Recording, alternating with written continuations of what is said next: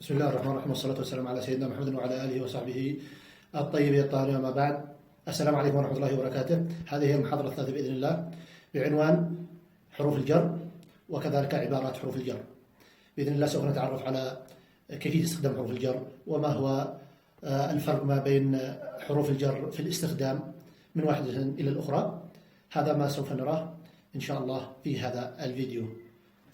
So, in English, today is the third lecture and its title is Prepositions and Prepositional Phrases.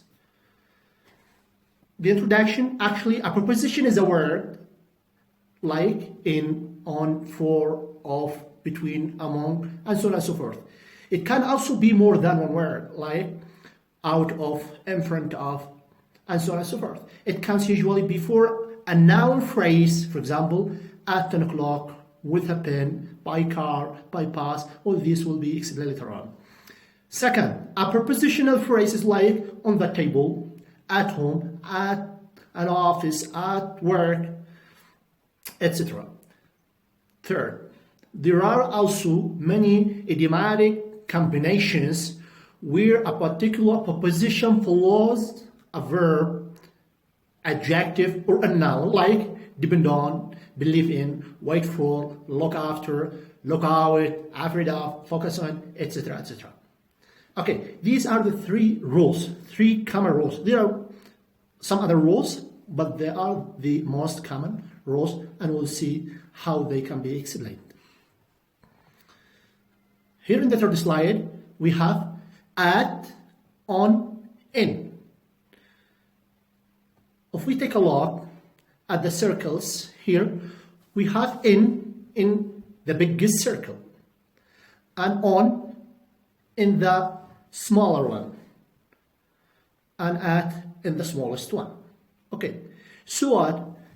When we are talking about a bigger area, because at, on, in as prepositions of place, we are talking about locations, places. So when we are talking about a big place, like a country, a big city, so we use in. When we are talking about a street or something like this, we can use on. When we are talking about a building, a complex, a village, or something like that, small town, we can use at. Okay, so first, when I want to explain where I live exactly, in general, I can say I live, for example, in Yemen or in Sana'a, as the capital of Yemen. But if I want to specify it more, I can say I live on 50th Street or 70th Street. But if I want to give a specific point or more particular place, if I want to decide where I live exactly, here I can use that. I live at Al-Ahlam complex. Okay, so it's easy. From the biggest places, large places, countries, cities, and so on, we can use in. Streets, we can use it on. But complex, small areas, buildings, we can use that. And villages, we can use that as well. Okay, some villages are big villages, so we can use on or in. It depends, okay? But here's the determination between all the differences, the distinctions between the three prepositions. At for small places, and on for bigger places or areas, and in for the biggest places, cities or countries. Okay. Here we have at, on, in, but as prepositions of time. Prepositions of time. So previously we were talking about at, on, and in as prepositions of places, of locations, of localities. Where do you live? If anybody asks you, you can answer, I live in Sana'a, I live on 70th Street, at Tahrir Street. But you can more specify it to tell him the exact place where you live in or where you live at you can tell him exactly the complex, the building, the small area, the bath, whatever. But now we can use them also the simple positions for time, at, on, and in. Similarly, at for the smallest time, on for a bigger time, and in for the biggest. How come? Here we have examples. For example, he was born in 2010. 2010, we can say. Okay, so we are talking about the year or the month, we can use in. But when we want to decide it more, to specify it more, to tell people the day, for example, now we are telling them the month or the year when we use in January 2010, for example, but we want to specify it more or much more. Here we can use, in the second example, he was born on Friday. Here we talked about the days of the week, or on February 2010. Okay, but if we want to specify it much more, okay, the third example, he was born at 10 o'clock a.m. First, we talked about the year, so the year or the month, we can use it. But when we talk about days, in any examples, in any situation, in any context, we can apply the same examples, the same propositions. He was born in 2010. Here we are talking about a year, or even the month.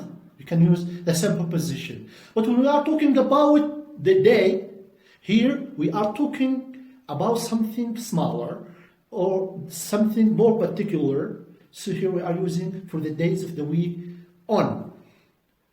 He was born at 10 o'clock. Here, the smallest point, the smallest period of time in which we can use at. Okay, I think it's very clear and very easy.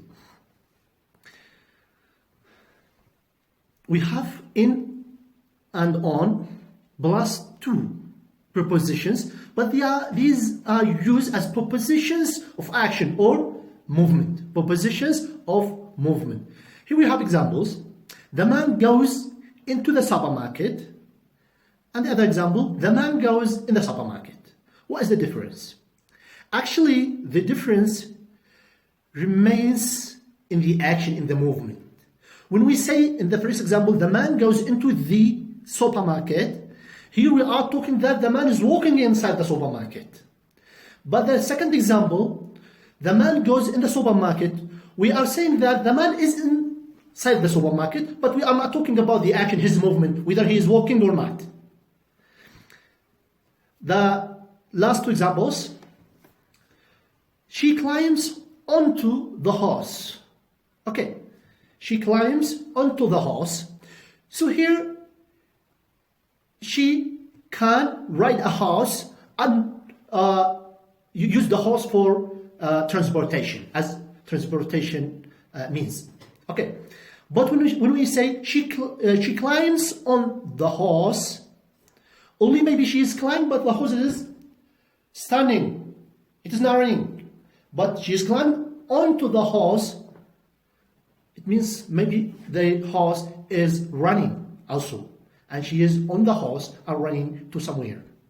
Okay, here's the difference.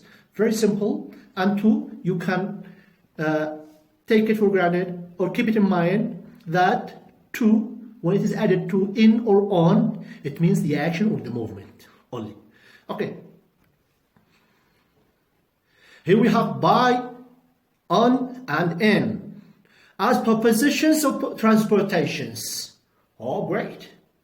Prepositions of transportations. So here by, it is separate from on and in. We are going to explain it separately. See, air, land, sea. Air, by airplane. Land, by car. By lorry, by bus, by whatever, bicycle. Sea, by ship, by boat, etc., etc. Okay, but now we have more, what I can say, details for these types of transportations. Air transportation, land transportation, and sea transportation. So bus, I'll come by bus. I'll come by car. She can come by car. She can come by train, by ship, by plane, by bicycle, by bike, motorbike. Okay, so here we can use by. By which you come to the university? By a car, by a taxi, by a bike, by a bicycle. Okay, bicycle. But on and in, when we are talking about on and in transportational occasions, here we are talking about where we are staying, where we are standing. When somebody, for example, I'm in a car or in a bus, on a lorry or track, and he asks me, where are you? I said, I'm in a car. I'm in my car. I'm in my car. Okay. But when I'm on a train or a ship, I can say on. I can use on. So the difference, I'll tell you the difference. Any vehicle, any transportation means in which you can stand up and walk or get on standing. There you can say on, you can use on. How come? On train, you can stand up in train, you can walk in train, go to the bath, go to the canteen. Where, people are walking here and there while the train is running. The ship also, people can go to the restaurant, to go to the bathrooms, to the toilets, wherever they can go. They can sit, they can watch TV, they can stand up, they can talk standing, and whatever. On horse, you can stand up and walk by horse. Okay, on bicycle, you can stand up also. On bike, on foot. It is normal and common sense. But can you stand in a bus, but especially a small bus, because couch, the actual couch, we can use also on for some great couch that or the big buses we can use also on sometimes, but sometimes we cannot. We can use even in, which is more formal. Car, I can stand up and go to bathroom or restaurant. I'm sitting. Traveling journey mode is sitting.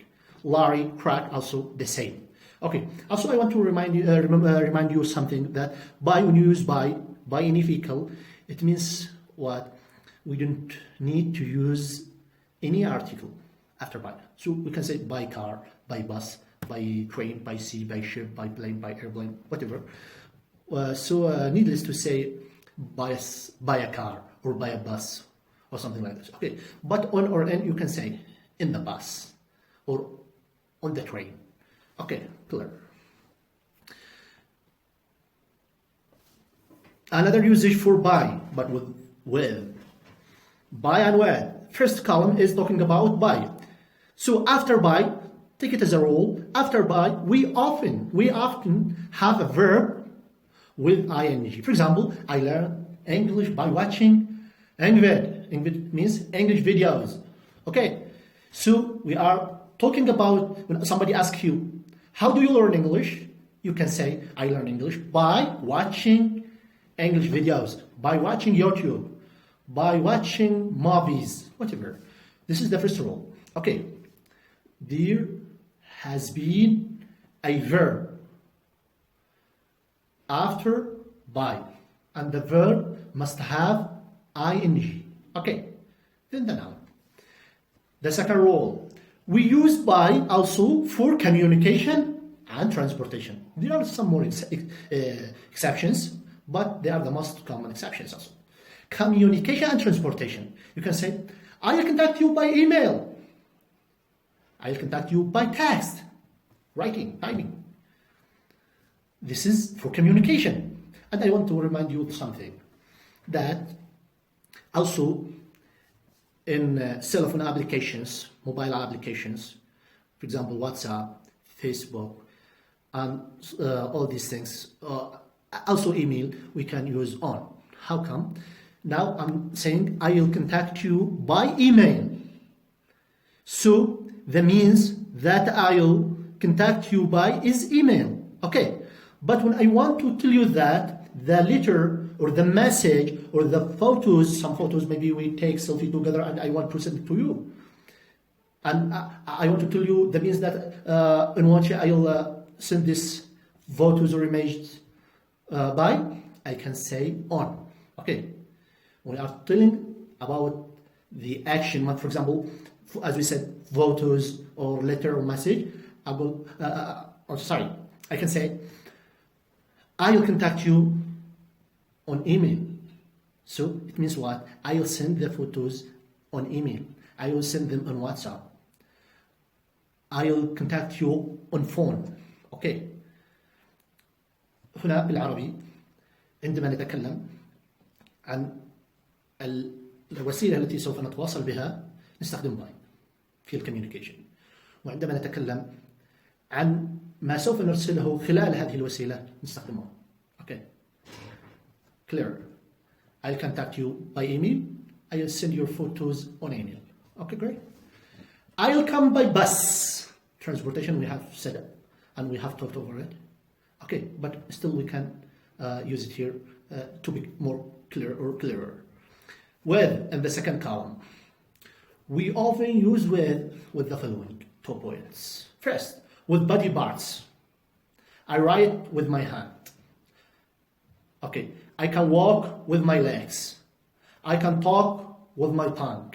I can see with my eyes. Okay, I can smell with my nose. I can taste with my tongue also. Okay, we are using the parts of body. Here we have example. I eat with my right hand. Some people can eat with their left hand also.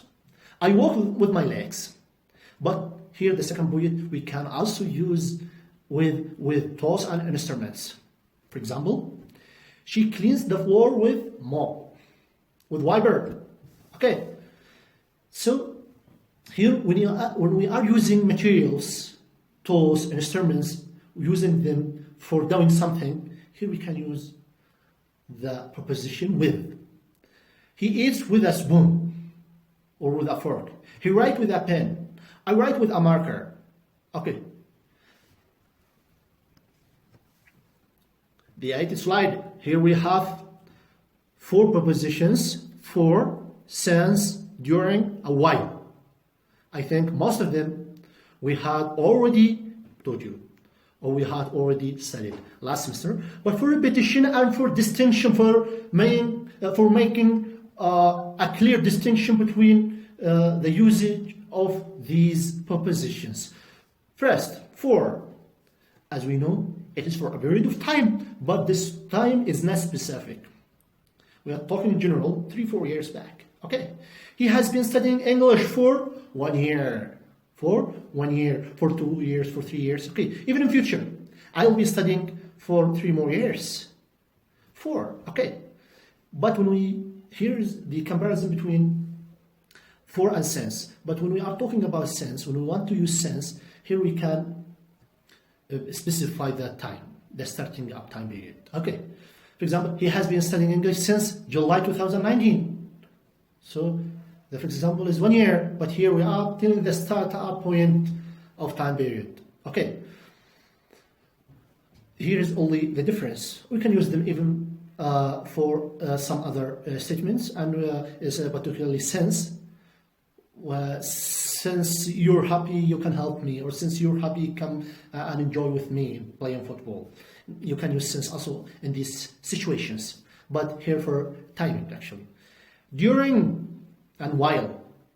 During, actually, we cannot use a verb absolutely at all. We cannot. So directly use a phrase, 1 word, 2 words, 3 words, but without using a verb, without using a sentence. We know the sentence structure is subject, verb, complement, but here we cannot use a verb.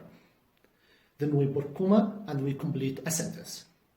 During coronavirus, in brackets, COVID-19 lockdown, quarantine, comma, he has been studying English online. Okay, so during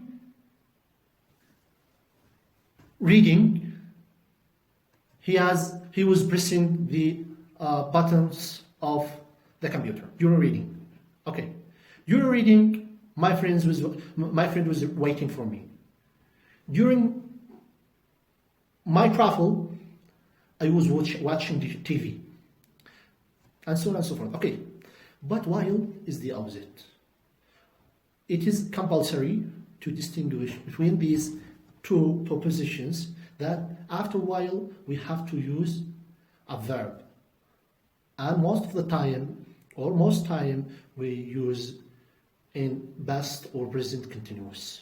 It must be verb to be and then infinitive verb plus ing. Okay. He visited me while I was watching a movie. He came to me while I was playing football. He called me while I was reading. Okay, so after a while, here is a complete sentence, subject, verb, complement. And we said most of the time we can use it in past or present continuous. Okay. Close to, near, next to, beside. 4 prepositions. First, close to. My house is close to the university. So when we are talking about these 2 prepositions, close and near, they are almost interchangeable and they are similar to each other in usage also, in usage and in meaning. But the difference we can use after close, I'm so sorry, this is closed, remove D. D letter, you can remove it. There is no D letter. We are so sorry, but focus on it. Please pay attention.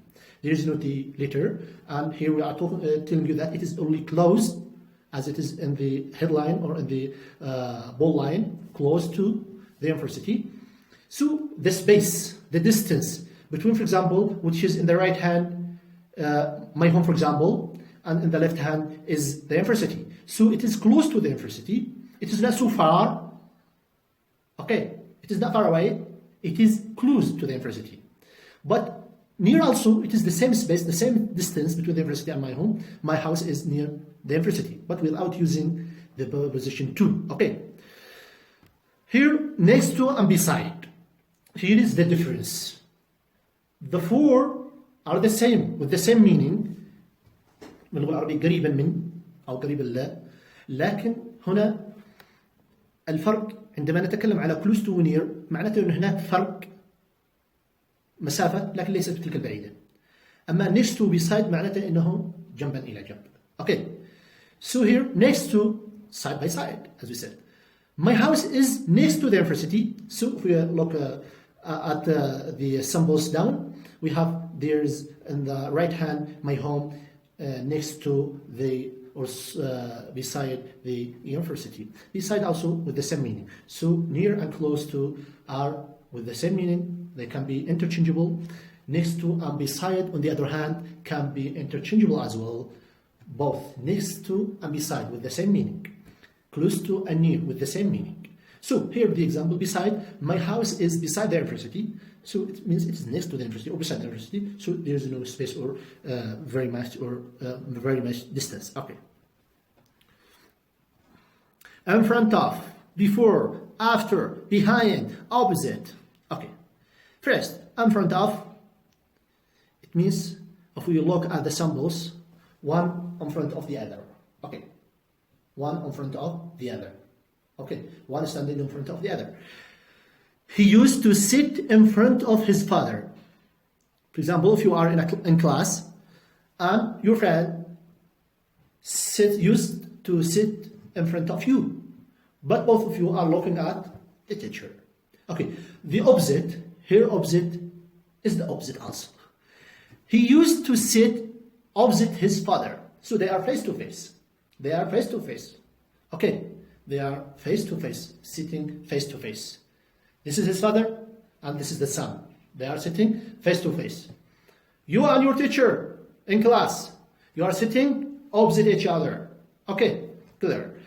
Behind, he used to sit behind his father. Okay, it means his father is sitting here and he's sitting in the chair behind. Okay, he used to sit behind his father. So his father in the first chair and he is after him, he is behind him, and both of them are looking front to the teacher, to the preacher, orator, president, TV, watching TV, whatever. Here we have 2 more prepositions after and before. We use them for time also, that in the past perfect, and after we use past perfect, and before we use after it past simple, and we can complete the compound sentence by using these connection words.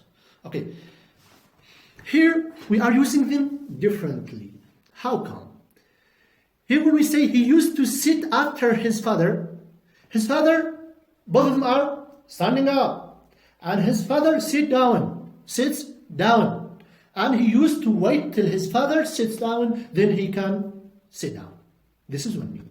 The other meaning, he can sit behind his father also. Okay, both meanings we have here in using the preposition after. Also before, he used to sit before his father. It means you can say in front of his father, and you can say both of them are standing up, and then he used to sit before his father. His father is still standing up, and he used to sit down. He sits down before his father. Both meanings we have here also. Two uses for these two prepositions, as well as the usage of these prepositions in the past perfect. All, between, and among. They are very simple. All the prepositions are simple, but they are requiring practice from the students. Okay, between. First, divide the cake. Divide it between Ali and Ahmad. So you can divide it into two parts and give Ali one part and the other part. Two parts only. Okay, but when you say divide the cake among your brothers and sisters. Here, among, we use it for more than two parts, more than two persons, more than two things. Okay, so here the cake may be five pieces will be there, will be divided to be distributed for the brothers and sisters. Okay, look at, look for, look out, look after. And there are some prepositions. Look up, look it up. It means check it out. Look down. These prepositions can be also used, but sometimes adverbial. Here we have look at. This prepositional phrase means the preposition comes after the verb first, but here the preposition, what we want to say is that the preposition can change the meaning of the word. So here look, in the four examples, is the same word with the same prepositions and letters.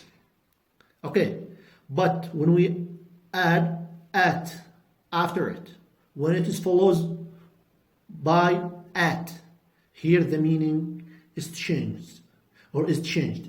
The meaning is changed. When it is followed by for, the meaning is changed. When it is followed by out, the meaning is changed. When it is followed by by after, the meaning is also changed. Here in the first example, look at, it means to see. Look at it. Look at me. See me. Look at me. Look for, it means search. Search for something or about something. Look out, take care, pay attention. Look after, to care about something, to care of something. Okay. Focus on, depend on, insist on. Also, these are prepositional phrases.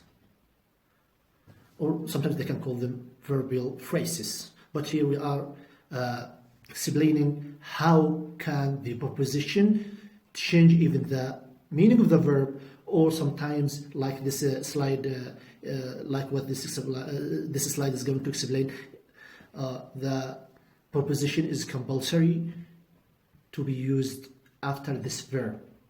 There is no any preposition can be used. Only on can be used after such words. So focus on. We cannot say focus in or focus with or focus at. Focus on. You have to focus on my explanation. Okay, I'm teaching you. And hey, pay attention. Focus on my explanation. Focus on my talking. Okay, pay attention. Depend on.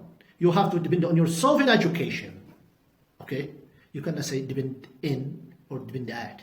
You can say depend upon, also up on. It can be divided into two prepositions. So on is there. Insist on. We cannot say insist in or insist at or insist with or insist for or insist off. No, we cannot say or cannot use this, some prepositions other than on. Don't insist on your opinion even though you are wrong. Okay, so we have only on to use after insist, or sometimes some users or some speakers cannot use the prepositions after insist at all. Okay. Interest in, believe in, resist in. Interest, we cannot say interest at or interest of or interest for. Interest in only, believe in only, persist in only. Though persist in and insist on are of the same meaning, but the prepositions are different and some slight difference between them in usage. Also, we'll come to it later on after explaining interest in and believe in. Interest in, are you interested in home education? Some of you, yes. Some others, no. Interest means that you are very fascinated in education, in home education. Okay. So believe in. Do you believe in the God? هل تؤمن بالله? Yes, of course. Persist in. So such a preposition in after such words, and there are some other words, but you can learn them day by day, and from vocabulary buildings, and also you can practice and you can read them from even some grammar books. Here, persistent, you have to persist in saying the truth even if you suffer. So persistent to continue to go on and on even if you face obstacles. But insist on, here's the difference in usage. Insist on means that, in the first slide we have explained it, means that you are insisting in something and maybe you are wrong at this thing, and sometimes you're right and you can stop something from doing it. Okay, so previously we said don't insist on your opinion even though you're wrong, but here you have to persist in saying the truth even if you suffer. صر على قول الحقيقة، أصر على قول الحقيقة حتى لو عانيت. ولكن بالرغم من أن persist in و insist on كلاهما بنفس المعنى في الترجمة، معناته يصر على شيء أو يؤكد على شيء. Okay. Your assignment, the last or the before the last slide. Your assignment, write 3 examples on every preposition. So here, for your practice, for your exercises.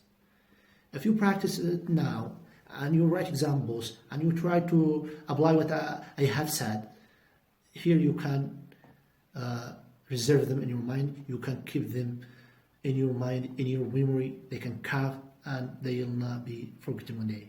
Believe me, they will not forgotten simply. Last slide. Here we have some wisdom, some proverbs, but we are saying they are presents, gifts, presence and distance. They are only for your refreshment. The harder you study, the better you become. If you study hard, you will be better.